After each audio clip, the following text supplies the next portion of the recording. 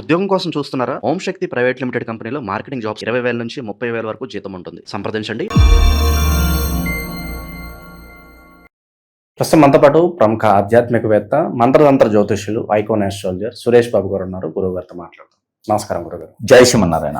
గురుగారు, ఈ రోజు మనం ధనుస్సు రాశి వాళ్ళ గురించి మాట్లాడదాం. మరి ఆర్థికంగా స్థిరత్వంగా వీళ్ళు ఉండాలన్నా, గురుగారు ఎంత సంపాదించినా ఏం మిగలట్లేదు అనుకుంటారు. మాకంటూ కాస్త ధనపరంగా స్థిరత్వం కావాలనుకునే వాళ్ళకి మంచి రెమెడీస్ చెప్పండి. అలాగే జీవితంలో ఒక్కసారన్నా పలానా పవర్ఫుల్ టెంపుల్ దర్శిస్తే జాతకం ఎంత బాలైపోయినా కూడా విశేషంగా మంచి జరుగుతుంది అనుకుంటే ఏ ఆలయానికి వెళ్ళమంటారు? వెళ్ళని ఖచ్చితంగా అండి. మనము ఆలయాల గురించి కంటెంట్ తీసుకోవడం చాలా గొప్ప విశేషం. ఎందుకంటే ప్రపంచంలో ఈరోజు ఏమవుతుందంటే చాలా మంది మనం చూస్తున్నామండి, ఎవరికి వాళ్ళు నేనే దేవుణ్ణి అని చెప్పి ప్రతి ఒక్కరు కూడా వచ్చేసి పాద సేవలు, పాలతో సేవలు చేయించుకునేటువంటి రోజులు వచ్చినాయి. ఇప్పుడు ఒక రాజకీయ వ్యక్తికి పాలాభిషేకం చేశారంటే వారు చేసినటువంటి మంచి పనికో లేదంటే ఒక జీవోకో 10 మందికి మంచి చేస్తేనే పాలాభిషేకం చేస్తారు. ఈ గురువులు మరి ఎవరికి మంచి చేశారని చెప్పి వారికి పాదాభిషేకం చేయించుకుంటున్నారో అర్థం కాదు. పెయిడ్ ఆర్టిస్ట్ని తీసుకొచ్చి 100 మందిని తీసుకొస్తే ఎంత అవుతుందండి? మహా అయితే 10,000 రూపాయలు అవుతుంది, 20,000 రూపాయలు అవుతుంది, లేదా 50,000 రూపాయలు అవుతుంది. వీళ్ళని పిలిపించుకొని సన్మానాలు చేయించుకొని పాదాభిషేకాలు చేయించుకుంటే తతిమ భక్తులు ఈయన దేవుడు కావాలని చెప్పి వచ్చి వాళ్ళని మొక్కుతూ వాళ్ళ దగ్గర డబ్బులు తీసేసుకొని చాలా అన్యాయం చేస్తున్నారు. అంటే నేనే దేవుణ్ణి, గురువులే దేవుళ్ళు అయిపోతున్నారు, గురువులు అని చెప్పుకుంటూ గురువులే దేవుళ్ళు అయిపోతున్నారు. అలాంటి సందర్భంలో మనము ఈ దర్శనాలు చేసుకుంటూ వలన అసలు ఆలయాలు ఉన్నాయి, అరే బాబు దేవుడు కాదు మనుషులే వీళ్ళు, ఆలయం దర్శనం చేసుకుంటే చాలా గొప్పగా ఉంటుందనే ఒక కాన్సెప్ట్ చాలా గొప్పగా ఉంది. మీ ఆలోచన విధానం దాన్ని తగ్గట్టుగా ఇందులో నన్ను ఎంచుకొని మనం మాట్లాడటం అనేది గొప్ప విశిష్టమైనటువంటి ఇదని మనం అనుకోవచ్చు. అందులోనూ ఒకటి ఉంటుందండి, కొన్ని మనము మాట్లాడుతూ ఉంటే ఒక్కొక్క రాశి లక్షణం ఉంటుంది. అది తెలియకుండా మనలో ఒక ఎమోషనల్ వస్తుంది. ఒక్కొక్క రాశి గురించి మనం నిజాలు మాట్లాడుకున్నప్పుడు మనకు తెలియకుండా ఎమోషనల్ అయిపోతాం. మనకు తెలియకుండా ఫేస్ లో ఎక్స్ప్రెషన్ చేంజ్ అవుతాయి. అది విన్నటువంటి ప్రజలు కూడా అరే నిజం కావాలి, అనవసరంగా వీడిని దూరం పెట్టాను, అనవసరంగా దగ్గర అయిపోతే బాగుండేదేమో, అరే మందే తప్పు ఉంది. నిజంగా అండి, నాకు కాల్స్ వస్తాయి కదా, మీరు చెప్పిన తర్వాత అండి నేను ఒక విషయానికి ఆలోచించుకున్నాను. మా భార్యని నేను హింసించి పంపించాను, మీ మాటలు వినేసి తీసుకొచ్చుకున్నాను. ఇలా చాలా జరిగినాయండి. ఎందుకంటే మనం ఇచ్చేటువంటి మాటలు విశ్లేషణ కోర్టు వరకు వెళ్ళినటువంటి విషయాలు కూడా తీసుకొచ్చిన సందర్భాలు ఉన్నాయి. ఒక కుటుంబాన్ని కాపాడటం అంటే మామూలు విషయం కాదు. వారి గొప్పతనం కాదు, వారి చెడుతనాన్ని కూడా ఆహ్వానించి వారికి ఉన్న లోతుపాతం చెప్పగలగాలి. ఒక్కొక్క సందర్భం అండి మాట ఒకటి ఎక్కడ దాకా తీసుకెళ్తుంది. అయితే మనకి ఇప్పుడు ఈ ధనుసు రాశి ఏంటంటే కనుక, ధనుసు రాశి వారికి ముఖ్యంగా మనం ఒక్కొక్క రాశి గురించి మాట్లాడుకున్నప్పుడు చాలా ఎమోషనల్ అయిపోతాం. ఎందుకంటే ఈ రాశి వారు నిజంగానే ఇలా ఉంటారు, ఆ రాశి వాడు విన్నా కూడా అవును కదా అనుకునేటువంటి భావనతో ఉంటుంటారు. కాబట్టి ఈ రాశి వారికి ఏంటంటే ముఖ్యంగా ఆర్థిక సమస్య వీరికి ఎలా ఉంటుందంటే, కుటుంబ బాధ్యతలతో వీరికి ఎంత సంపాదించినా కూడా అక్కడే ఉండిపోతారు. వీరితో ఉన్నటువంటి కొలీగ్స్ కావచ్చు, వీరితో ఉన్న ఫ్రెండ్స్ కావచ్చు, రిలేషన్స్ కావచ్చు, వీళ్ళంతా కూడా పై స్థానానికి వెళ్తూ ఉంటే వీరు మాత్రం అలానే ఉండిపోతారు. స్కూల్లో హెడ్ మాస్టర్ లాగా, గవర్నమెంట్ స్కూల్లో హెడ్ మాస్టర్ ఎలా ఉంటాడు అలానే ఉండిపోతాడు అనమాట. ఉండేటువంటి జీవితం కూడా వీళ్ళకి ఎలా ఉంటుందంటే స్ట్రెస్, నిలకడగా ఉంటుంది జీవితం, స్టెబుల్ గా వెళ్ళిపోతాడు. వీరు ఒకేసారి పై స్థానానికి వెళ్ళటం గానో లేకపోతే మంచి ఉన్నత శిఖరానికి వెళ్ళటానికి ఉండదండి వీరికి. ఇక పెళ్లి దాకా వచ్చేటప్పటికి పెళ్లి జీవితం కూడా వీరికి అట్లట్లాగానే ఉంటుంది. ఎందుకంటే వీరికి అయ్యే స్ట్రెస్కి ఏంటంటే చిన్న విషయాన్ని కూడా సూక్ష్మంగా ఆలోచించే తత్వం ఉంటుంది. దాంతో వీరికి పెళ్లి కూడా ఏంటంటే కట్నాలు రావు, మంచి జీవితం బాగుంటుంది కానీ వారితో ఎక్కువ బాధపడుతూనే ఉంటుంటారు. సరైనటువంటి భర్త కానీ సరైన భార్య కానీ వీరికి రాకపోతే, సరైన పార్ట్నర్ వీరికి రాకపోతే వీరి జీవితకాలం ఇబ్బంది పడుతూనే ఉంటారు. 9 ముక్కులైన ఉంటుంది సంసారం అంతా కూడా. అలానే వీరికి ఎవరికైనా హెల్ప్ చేశారని వారు శత్రువులు అయిపోతూ ఉంటారు. ఎవరైనా సరే వీరి దగ్గరికి వచ్చి వీరి దగ్గర వనరులు తీసుకుని వీరి శత్రువులు అయిపోతూ ఉంటారు. ఇంకా వీరిపైన ఇంకొక అడుగు ముందుకు వేసి వీరిపై చెడు క్రియలు కూడా చేపిస్తారు. బంధుమిత్రులను వీరికి శత్రువులు ఉంటారు, బయట వాళ్ళు కాదు. అలాంటి వరకు మరి ఆర్థిక సమస్య ఎక్కడి నుంచి వస్తాయండి? నిలకడగా ఉన్న డబ్బు, ఎంత డబ్బు ఉన్నా కూడా వాళ్ళ పేరుకు సహాయం చేస్తూ ఉంటారు. వీరి దగ్గర నిలకడగా ఉండదు, లేదా బెదిరించేని తీసుకుంటారు. వీళ్ళ అదృష్టం ఏంటంటే ఎదుటి వారు వీళ్ళ దగ్గర బెదిరించి డబ్బులు తీసుకుంటారు.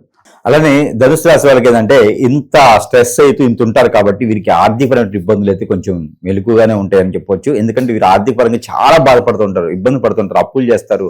ఆ అప్పులు కూడా మళ్ళీ ఎందుకు చేసావు ఏంటని కూడా మాట్లాడే పరిస్థితి నిరంతరం మీద పడతా ఉంటారు. అలాంటి వారికి ఏంటంటే ఖచ్చితంగా పరిహారం కావాలి.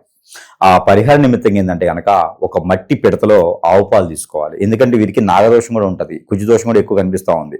ఈ దోషాలన్నీ కూడా దీంతో పాటే అప్పుల బాధ. వీరికి అసలు అప్పుల బాధ అయ్యేది కానీ సంపాదించిపోయి నిలబట్టడానికి కానీ కారణం ఏంటంటే వీరికి నాగదోషం, కాలసర్ప దోషం ఖచ్చితంగా ఉంటుంది. ఈ దోషాలతో డబ్బు నిలకడగా ఉండదు, రిలేషన్ నిలకడగా ఉండదు, ఎప్పుడు ఒంటరిగా ఉండి ఇబ్బంది పడుతూ స్ట్రెస్ అవుతూ బాధపడుతూ ఉంటుంటారు. కాబట్టి అలాంటి వారికి ఏంటంటే కనుక ఖచ్చితంగా కూడా మనం అనుకోవాల్సింది ఏంటంటే కనుక డబ్బు నిలకడగా ఉండాలంటే ఒక మట్టి ప్రమిద తీసుకోవాలి, ఒక 1/2 లీటర్ పట్టేలాగా. దాంట్లో ఆవు పాలు పోయాలి, దాంట్లో ఒక చిటికెడు పసుపు వేయాలి, ఒక చిటికెడు తెల్లవాలు, ఒక చిటికెడు నల్లవాలు, ఒక చిటికెడు నల్ల నువ్వులు, దాంట్లో జాజికాయ ఒకటి వేయాలి, దాల్చిన చెక్క ఒకటి వేయాలి, బిర్యానీ పత్తా ఒకటి వేయాలి. అలానే మనకి జీలకర్ర ఉంటుంది, సాజీరా, ఆ సాజీరా ఒక టీ స్పూన్ వేయాలి. అలానే మిరియాలు, నల్ల మిరియాలు ఒక 5 నుంచి 7 గింజలు వేయాలి. దాంట్లోనే నిమ్మకాయ లోపల ఉండే గింజలు ఒక 5 వేసుకోవాలి. ఇవన్నీ కూడా ఆ పాలలో వేసుకొని తల చుట్టూ 7 టైమ్స్, తల దగ్గర నుంచి కిందకి 7 టైమ్స్ దిష్టి తీసుకొని ఎక్కడైనా ఇరువైపులా, రోడ్డుకి ఇరువైపులా పుట్టలు ఉన్న దగ్గర కానీ, నదీ తీరాన్ని కానీ, నీళ్ళ ఉండే ప్రాంతంలో కానీ అది ఎక్కడ పారపోయకుండా పెట్టి రావాలి. ఇది గురువారం రోజు కానీ బుధవారం రోజు కానీ చేయాలి. ఇది చేసే తర్వాత వీరికి ఇదే మంచి పరిహారం. ఈ పరిహారం అయినా కూడా వాళ్ళకి అవ్వట్లేదు, డబ్బు నిలకడగా ఉండట్లేదు అంటే పరిహారము మరి వర్కౌట్ కాకపోయినా ఏదన్నా మంచి పవర్ఫుల్ ఆలయం ఏమన్నా సజెస్ట్ చేయండి వీళ్ళకి, అక్కడికి వెళ్తే వీళ్ళ లైఫ్ మారుతుందంటే ఏం చెప్తారు? ఖచ్చితంగా అండి. ఇప్పుడు మీరు ఈ పరిహారం చేసుకున్నా కూడా డబ్బు నిలకడగా ఉండట్లేదు, ఏదనుకున్న రిలేషన్ ఉండట్లేదు, అసలు ముందుకు వెళ్ళలేకపోతున్నారు, ఏం పని చేసినా కావట్లేదు అనుకుంటే కనుక ఖచ్చితంగా ఒకటి ఉంటుందండి. ఇక్కడ మనకి తమిళనాడు ప్రాంతంలో, తమిళనాడు అంటే మనకి చెన్నై నుంచి కానీ మనకి చెన్నై సెంట్రల్ నుంచి 6 గంటల ప్రయాణం ఉంటుంది. మధురై ట్రైన్ ఎక్కితే కూడా 6 గంటలు ఉంటుంది, బస్సు ఎక్కితే 5 గంటలు వెళ్ళిపోవచ్చు. మధుర మీనాక్షి అమ్మవారి ఆలయం ఉంటుంది. ఈ మధుర మీనాక్షి అమ్మవారి ఆలయ దర్శనం అనేది వీరికి జాతక ప్రకారంగా, వీరికి ఉన్నటువంటి నక్షత్ర ప్రకారంగా అయినా సరే ఈ యొక్క ధనుసు రాశి వారు అయితే చాలు, స్త్రీ పురుషులు ఇరువురు కూడా ఆ ఆలయ దర్శనం చేసుకోవటం వీరికి పునర్జన్మ సుకృతం అని చెప్పవచ్చు. మోక్ష జన్మేక ఆ ఆలయంలో అమ్మవారి దర్శనం చేసుకున్నారు అంటే కనుక ఆ అమ్మవారి యొక్క ముక్కు పేసర ఉంటుంది, ఆ దర్శనం చేసుకుంటే చాలు, ఇక వీరి జన్మ ధన్యమే.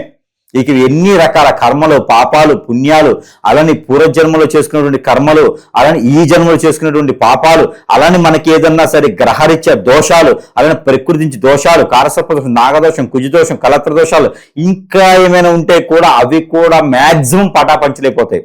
ఏది మధురైలో ఉన్నటువంటి మీనాక్షి అమ్మవారి యొక్క దర్శన భాగ్యము వీరికి ఇంకా చాలు, అంతే పీచ్ అనమాట. ఇంకా వీరికి జన్మలో ఇంకేం చేసుకునే పని లేదు, అంత పుణ్యఫలం అనమాట.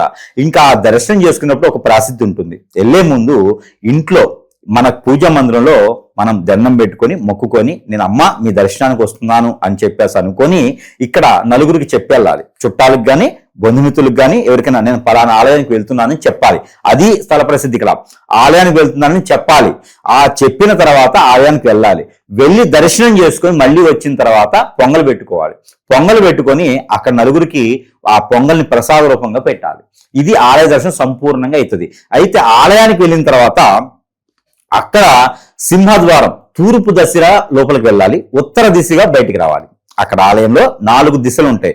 కోనేడేమో మనకి ఉత్తర దిశలో ఉంటుంది, దక్షిణ దిశలో అమ్మవారి ఆలయం ఉంటుంది, పరమట దిశగా ఉండేసి తూర్పు దిశగా అమ్మవారి యొక్క స్వరూపంగా దర్శనం ఇస్తారు ఆవిడ.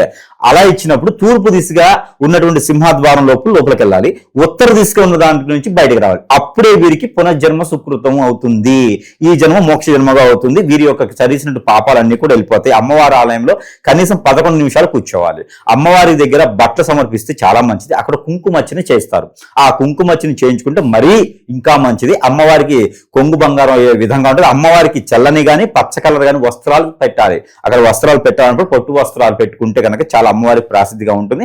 అక్కడ స్థలంలో సంబంధించినటువంటి అమ్మవారికి పెట్టినటువంటి వస్త్రాలను కూడా అక్కడ అమ్ముతారు, విక్రయణ చేస్తుంటారు. అవి కూడా మనం కొనుక్కోవచ్చు, తీసుకోవచ్చు. ఇక్కడ వచ్చిన తర్వాత అమ్మవారికి సమర్పించుకోవచ్చు, అది కూడా చేసుకోవచ్చు. అమ్మవారు అంత ప్రసిద్ధి. ఇంకా కూడా ఆలయంలో కుదిరితే కనుక ఒక పూట అక్కడ కూర్చుంటే కూడా ఇంకా మంచిది. ఎంతసేపు అక్కడ కూర్చున్నామో అన్ని జన్మల పుణ్యాలు మనకు వస్తే పాపాలు పోతాయి. కాబట్టి అక్కడ మధుర మీనాక్షి అమ్మవారి యొక్క దర్శనం భాగ్యము ఇంకా అనుకోవచ్చు. మీనాక్షి అమ్మవారు నా ఇంటి పక్కన ఉంది అనుకోవచ్చు. అమ్మవారు ఉంటే ఉన్నారు, కాకపోతే ఫోటో కొనుక్కొని మన ఇంట్లో కూడా ఉంటారు.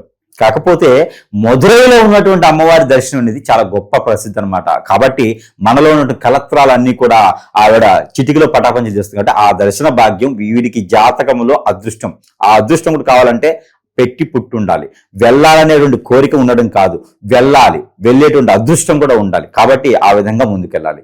మరొకటి, ఆ దర్శనం చేసుకున్నా కూడా ఏం అవ్వట్లేదు గురువు గారు, మేము వెళ్ళొచ్చినాము, మాకు అర్థం కాలేదు కానీ మళ్ళీ వెళ్తాము, కానీ నాకు ఏం అర్థం కావట్లేదు, ఆర్థిక ఇబ్బందులు ఉంది, జాబ్ పరంగా ఇబ్బంది ఉంది, అసలు నాకు ఏది ముందుకెళ్ళలేకపోతుంది, ఏం చేయాలో అర్థం కావట్లేదు, తెలియట్లేదు, పెళ్ళవలేదు, పెళ్ళైన తర్వాత భార్యతో గొడవ, భర్తతో గొడవ, విడాకులు అంటున్నారు, అసలు ఈ గొడవలు ఏందో నాకు అర్థం కావట్లేదు, జాబ్లోకి వెళ్తే ముందుకెళ్ళట్లేదు, నాకు ఎక్కడ పడితే అక్కడ అష్ట ఇబ్బంది అయిపోతా ఉంది, ఏ కర్మలో కానీ నాకు తెలియట్లేదు, జీవితంలో ముందుకెళ్తాం లేదు, పొరుగు లేదు, ప్రఖ్యాత లేదు, హోదా లేదు, అసలు నాకు అర్థం కావట్లేదు అంటే వీరు ఎంతో మేధావులు అయితే కూడా అంత ఇబ్బంది పడుతూ ఉంటారు. అదంతా కూడా పటాపంచలు అవ్వాలంటే వారికి ఏదైనా చేయించుండొచ్చేమో. బంధుమిత్రులను వారి శత్రువులు ఉంటారు. ఇక ప్రతి ఒక్కరు కూడా గ్రహించుకోవాలి. ఈ ఆలయ దర్శనం తర్వాత కూడా ఇలానే ఉంది అంటే కనుక ఖచ్చితంగా సంప్రదించాల్సిందే. సంప్రదిస్తే నిజంగానే వారి మీద చెడు క్రియ జరిగితే ఆ క్రియనే తీసేస్తే ఓడి గుర్తుపెట్టుకోవాలండి. మనకి కాళ్ళు ముళ్ళిరిగితే చండీ హోమం చేస్తే ముళ్ళు పోతుందా? కాదు. ఎందుకంటే దర్శన భాగ్యం మన లోపల ఉన్నటువంటి క్రియాలు. లేదు అంటే కనుక జాతకం పరిశీలన చేయాలి. జాతకంలో లోపాలు ఉన్నాయంటే వాళ్ళకి పరిహారం ఉంటుంది. ఆ పరిహారం చేసిన జాతకంలో లోపాలు చూసుకున్న సెకండ్ దాని తర్వాత వారిలో చెడు క్రియ ఉంటే ఆ చెడు క్రియ తీసే విధంగా చేస్తేనే వారి జీవితంలో ముందుకెళ్తారు. ఇంతే కనుక గురువులకి పాదసేవ చేస్తానో, గురువులకి దండలు వేస్తానో, గురువులకి పాటలు పెడతానైతే కాదు. ఎందుకంటే గురువుని నమ్ముకున్న వారు నాశనమైపోతారు, దేవుణ్ణి నమ్ముకున్న వారు బాగుపడతారు. లేదా దేవుణ్ణి కూడా వెళ్ళాము కావట్లేదు అనుకుంటే నిజంగా వారికి ఏం జరిగిందో చూస్తే ఆ జరిగిన క్రియ తీసేటటువంటి భక్తులను, ఆ జరిగిన క్రియను తీసేటువంటి గురువునే ఎంచుకోవాలి. ఆ ఎంచుకోవడంలోనే మన దరిద్రం తెలుస్తుంది ఎంత ఉందనేది. ఆ తర్వాత మనం బాగుపడేదానికి ఉంటుంది. ఇవన్నీ కూడా గ్రహించుకోవాలి. గ్రహించుకొని ఆలోచించుకొని ముందడుగు వేస్తే ఖచ్చితంగా ధనుసు రాశి వారు ముందడుగు వేసుకోవాలి. ఆ రకంగా ముందుకు వెళ్తుండాలి. ఎంతో మందికి ఉపాధి అవకాశం ఇవ్వాలి అంటే మనం బాగుండాలి. మనం ధైర్యంగా ఉంటే వెళ్ళొచ్చు. ఓవరాల్ గా ధనుసు రాశి వారి గురించి మంచి విశ్లేషణ అందించారు గురుగారు. ధన్యవాదాలు.